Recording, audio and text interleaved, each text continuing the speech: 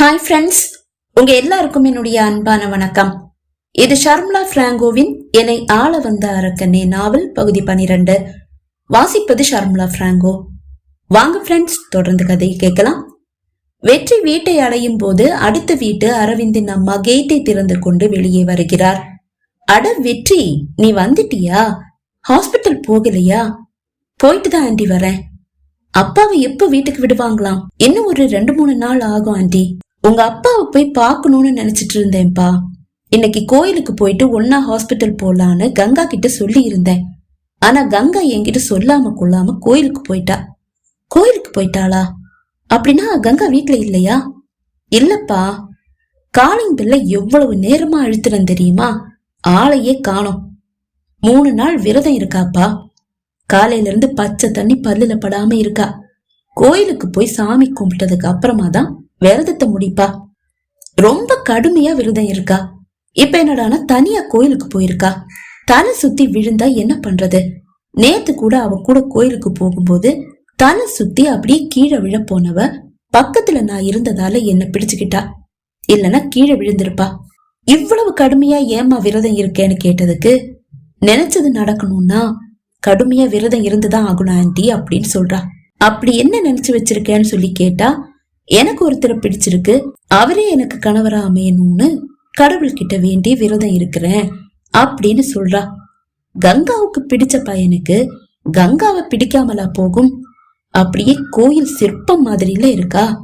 என் பையன் கூட அம்மா கங்காவை பொண்ணு கேளுங்க அப்படின்னு சொல்லி சொன்னான்.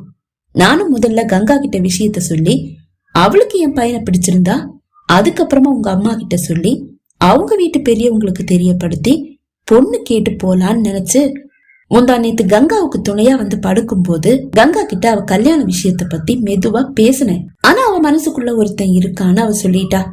அதுக்கப்புறம் என் பையன் விஷயத்த எப்படி அவகிட்ட பேச முடியும் சொல்லு? சரி, உனக்கு ஒருத்தர் பிடிச்சிருக்குன்னு சொல்ற, அவங்கிட்ட நேரடியா போய் விஷயத்த சொல்லலாம்லன்னு சொல்லி சொன்னதுக்கு, எனக்கு பிடிச்சிருக்கு, ஆனா அவருக்கு என்ன பிடிச்சிருக்கா இல்லையான்னு தெரியல, என்ன அவருக்கு பிடிக்கலையோன்னு சந்தேகமா வேற இருக்கு. அதனாலதான் எனக்கு பிடிச்சவரே கணவரா அமையணும்னு கடவுள்கிட்ட வேண்டி விரதம் இருக்கிறேன் அப்படின்னு சொல்லி சொன்னாப்பா. பேச்சை நிறுத்திய ஆண்டி, ஆமா, அவ மனசுல இருக்கிற அந்த பையன் யாருன்னு உனக்கு தெரியும்? தான் தானோ என்ற சந்தேகம் மட்டுமல்ல, கிட்டத்தட்ட அவன்தான் என்று அவனுக்கு உறுதியாக தெரியும். ஆனாலும் கங்கா அல்லவா, அவளை அவ்வளவு எளிதாக நம்பிவிட முடியாது. தெரியல ஆண்டி. ஆமா, நீ அவளுக்கு முறை பையன் தானே? யார் சொன்ன ஆண்டி? லதா தான் சொன்னா. உன்னதான் மனசுல நினைக்கிறாளோ? அவன் பதில் கூறவில்லை.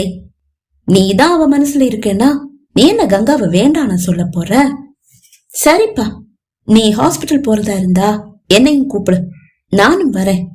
தனியா உங்க அப்பாவை போய் பார்க்க கொஞ்சம் கஷ்டமா இருக்கு. சரி ஆண்டி, நான் ஹாஸ்பிட்டல் போனா உங்களை கூப்பிடுறேன். வெற்றி, எதுக்கும் நீ கோயில் வரைக்கும் கொஞ்சம் போய் பாரு. வழியில தலைகில சுத்தி கங்கா தவிக்க போறா.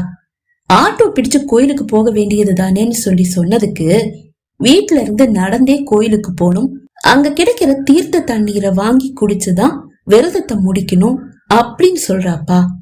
என்ன வேண்டுதலோ என்ன விரதமோ, நீ கொஞ்சம் போய் பாருப்பா. அரவிந்தின் அம்மா சென்று விட்டார். பைக்கை வாசலிலேயே அப்படியே நிறுத்திவிட்டு அவளை தேடி போவதா வேண்டாமா என்று யோசித்தவன், நான் ஏன் போகணும்? அவ என்ன சின்ன குழந்தையா? சரி, கோயிலுக்கு போனவ சாவிய வச்சுட்டு போனாளா இல்ல எடுத்துட்டு போனாளா? எடுத்துட்டு தான் போயிருப்பா. நான் வீட்டுக்கு வருவேன்னு அவளுக்கு எங்க தெரியும்?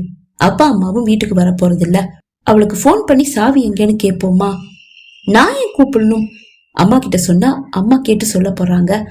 அம்மாவை அழைத்தபடியே கேட்டை தாண்டி உள்ளே வந்தவன் திறந்திருக்கும் ஜன்னலில் எல்லாம் கைவிட்டு துளாவி சாவியை தேடினான். எதிர்முனையில் சொல்லுப்பா என்ற அம்மாவின் குரல் ஒலிக்க, அம்மா கங்கா வீட்டுல இல்லம்மா, கோயிலுக்கு போயிருக்கா. அரவிந்த் அம்மா சொன்னாங்க. சாவி எங்க இருக்குன்னு கொஞ்சம் கேட்டு சொல்லுங்கம்மா. சரிப்பா, கேக்குறேன். வெற்றி அழைப்பை துண்டித்தான். திறந்திருக்கும் ஒவ்வொரு ஜன்னலையாக பரிசோதித்தபடியே அவன் நகர வீட்டின் உள்ளிருந்து செல்போன் ஒலிக்கும் சத்தம் கேட்டது. அட, இந்த கங்கா செல்ல வீட்லயே விட்டுட்டு போயிட்டா போல. சாவியை தேடியபடியே முணுமுணுத்தவன் தன் அம்மாவை அழைத்தான். பிஸி என்ற பதிலுக்கு பின்னால் அம்மாவிடமிருந்து அழைப்பு வந்தது. ஏன்பா கூப்பிட்ட? கங்கா செல்ல வீட்லயே விட்டுட்டு போயிட்டாமா, நீங்க அவளை கூப்பிட வேண்டாம். சரிப்பா, சாவி கிடைச்சதா? இல்லம்மா, நான் கோயிலுக்கு போய் பாக்குறேன். அழைப்பை துண்டிக்கும் போதுதான் அவனது அறை கதவு சாத்தப்பட்டிருப்பதையும் வீட்டு சாவி டீப்போ மீது இருப்பதையும் கவனித்தான். அரவிந்தின் அம்மா கூறியது நினைவு வர, ஐயோ, மயக்கம் போட்டு கீழே விழுந்துட்டாளோ? வேகமாக சமையலறை பக்கம் ஓடினான். சமையலறை கதவை தள்ளி திறக்க அது திறந்து கொண்டது. தாழ் போடவில்லை. உள்ளே வந்தவன் அவனது அறை கதவை தள்ளி திறக்க முயன்றான். திறக்கவில்லை. உள்ளே பூட்டப்பட்டிருக்கிறது. பின்னால் நகர்ந்தவன் சட்டென்று காலை உயர்த்தி கதவை ஓங்கி மிதித்தான். படார் என்ற சத்தத்தோடு தாழ் உடைந்து கதவு திறந்து கொண்டது. உள்ளே துணி ஸ்டாண்டின் அருகில் பாதி உடுத்திய சேலையோடு மயங்கி வீழ்ந்து கிடக்கிறாள் கங்கா. பதறி போனவன் ஓடி வந்து அவள் கன்னத்தை தட்டி, கங்கா, கங்கா எந்திரி என்று அழைத்தான். ஆனால் எந்த சலனமும் இல்லாமல் வீழ்ந்து கிடக்கிறாள் கங்கா. மேஜை மீது இருந்த தண்ணீரை எடுத்து வந்தவன் முகத்தில் நீரை தெளித்தான். விழிகள் மட்டும் லேசாக அசைந்தது. கங்கா எழுந்துரு. முனங்கல் சத்தம் மட்டும் வர அவளை தூக்கி வந்து படுக்கையில் கிடத்தியவன் அவள் கன்னத்தில் மீண்டும் தட்டி தட்டி அவள் பெயரை அழைத்து எழுப்பினான். விழிகளை திறக்க அவள் முயல்கிறாள். ஆனால் முடியவில்லை. ஹாஸ்பிட்டலுக்கு கூட்டிட்டு போகணுமே, இப்படி அறகுறையா சேலை கட்டி இருக்கிறா. இப்படியே எப்படி ஹாஸ்பிட்டல் தூக்கிட்டு போறது? இந்த சேலையெல்லாம் யாருக்கு கட்ட தெரியும்? முணுமுணுத்தபடியே அவனுக்கு தெரிந்தது போல் சேலையை வாரி அவள் இடுப்பில் சுருக்கினான். மாராப்பையும் சரி செய்து விட்டு அவளை தூக்க முயல என்ற முனங்கல் சத்தத்தோடு மெதுவாக விழிகளை திறந்தாள் கங்கா. மெல்ல எழுந்தவள் தலையை பிடித்துக் கொண்டு அப்படியே அவன் மீது சாய்ந்தாள். கீழே விழாமல் அவளை தாங்கிக் கொண்டவனுக்கு அவள் பசி மயக்கத்தில் இருக்கிறாள் என்பது புரிந்தது. அவளை மெதுவாக படுக்கையில் கிடத்திவிட்டு சமையலறைக்கு வந்து பார்த்தான். உணவு எதுவும் இருக்கவில்லை. ஃப்ரிட்ஜை திறந்து பார்த்தான். தோசை மாவு இருக்கிறது. துருவி வைத்த தேங்காயும் இருக்கிறது. வேகமாக தோசை வார்த்தவன் சட்னியும் செய்து எடுத்து வந்தான். கங்கா எந்திரி, ஏதாவது கொஞ்சம் சாப்பிடு. அவள் கன்னத்தை தட்டி அவன் எழுப்ப மெல்ல எழுந்தவளை தாங்கி பிடித்து தலையணையில் சாய்த்து அமர்த்தியவன், இத சாப்பிடு என்று நீட்டினான். வேண்டாம், நான் விரதம் இருக்கேன். கோயிலுக்கு போய் தான் விரதத்தை முடிக்கணும். அதெல்லாம் இப்ப முடியாது கங்கா. நீ பசி மயக்கத்துல இருக்க. இந்த மயக்கத்தோட கோயிலுக்கு போக முடியாது. உயிரை விட்டு விரதத்தை பூர்த்தி பண்ணி என்ன பண்ண போற? முதல்ல இது சாப்பிடு. இல்ல, நான் கோயிலுக்கு போகணும். கோயிலுக்கெல்லாம் போலாம். கடவுள் எல்லாத்தையும் பார்த்துட்டு தான் இருக்காரு. நீ இதை முதல்ல சாப்பிடு. டீ எடுத்துட்டு வர. அவள் உண்ண மறுக்க அவன் ஊட்டி விட வேண்டியதாகி போனது. இரு, நான் டீ போட்டு எடுத்துட்டு வரேன். டீயையும் குடிச்சிட்டு கொஞ்ச நேரம் நல்லா படுத்து தூங்கு, உஷாராயிடுவ. சமையல் அறைக்கு சென்றவன் சிறிது நேரத்தில் 2 கப் டீயோடு வந்தான். ஒரு கப்பை அவளிடம் கொடுத்து விட்டு இருக்கை ஒன்றை இழுத்து அவள் அருகில் போட்டு அமர்ந்தவன் மெதுவாக டீயை ஊதி பருகினான். அவளும் டீயை பருகி முடித்தாள். தலை வின் வின் என்று வலிக்கிறது. நெற்றியை அவள் அழுத்தி பிடித்துக் கொள்ள, என்னாச்சு, தலைவலிக்குதா? தூங்கி எழுந்த தலைவலி போயிடும், நீ படுத்துக்க. அவன் கூறி முடிப்பதற்குள் படுக்கையில் சாய்ந்தாள் கங்கா. விழிகளை மூடிக்கொண்டவளின் சேலை மாறாப்பு நழுவி கீழே விழ சட்டென்று அதை பிடித்துக் கொண்டவள் அதை எடுத்து மார்பில் போட்டு கையை மார்பில் வைத்துக் கொண்டாள். சில நொடிகளில் உறங்கி போனவளின் கரம் மெல்ல நழுவி படுக்கையில் வீழ்ந்தது. மாறாப்பும் நழுவி கீழே விழ அவன் கரம் அவள் மீது பட்டு விடாமல் மாறாப்பை சரி செய்தவன் அவள் கைத்தண்டில் கத்தியால் கிழித்த காயத்தின் வடுவை கண்டான். சிகரெட்டு பட்ட காயத்தின் வடுவும் இருக்கிறது. விழிகளை உயர்த்தி அவளை பார்த்தவன் வாடி போன அவளது முகத்தை கண்டு துடித்து போனான். எவ்வளவு அழகான பொலிவான முகம், இப்படி வாடி கிடக்கே. கலைந்து கிடக்கும் அவள் கேசம் நெற்றியையும் தாண்டி விழிகளில் வீழ்ந்து கிடக்கிறது. அதை சரி செய்ய நீட்டிய கரத்தை சட்டென்று இழுத்து கொண்டான். மின்விசிறியின் காற்றில் அந்த கேசம் மெல்ல அசைந்து அவளுக்கு தொல்லை கொடுத்தது என்றவள் கரத்தை உயர்த்தி அந்த கேசத்தை சரி செய்ய முயன்றாள். ஆனால் வலுவிழந்த அவள் கரம் கீழே சரிந்தது. இழுத்து கொண்ட கரத்தை நீட்டி அவளது கேசத்தை சரி செய்தவனின் கரம் மூடிய அவளது விழிகளை மெல்ல வருட துடித்தது. அவன் விரல் நுனி அவள் விழிகளை ஸ்பரிசிக்க அதை உணர்ந்தவள் விழிகளை அசைக்க சட்டென்று கரத்தை இழுத்து கொண்டவன் அங்கிருந்து நகர மனமில்லாமல் அவள் அருகில் இருந்த இருக்கையில் அமர்ந்தான். வழக்கமாக காட்டன் சேலை உடுத்திதான் கல்லூரிக்கு செல்வாள்.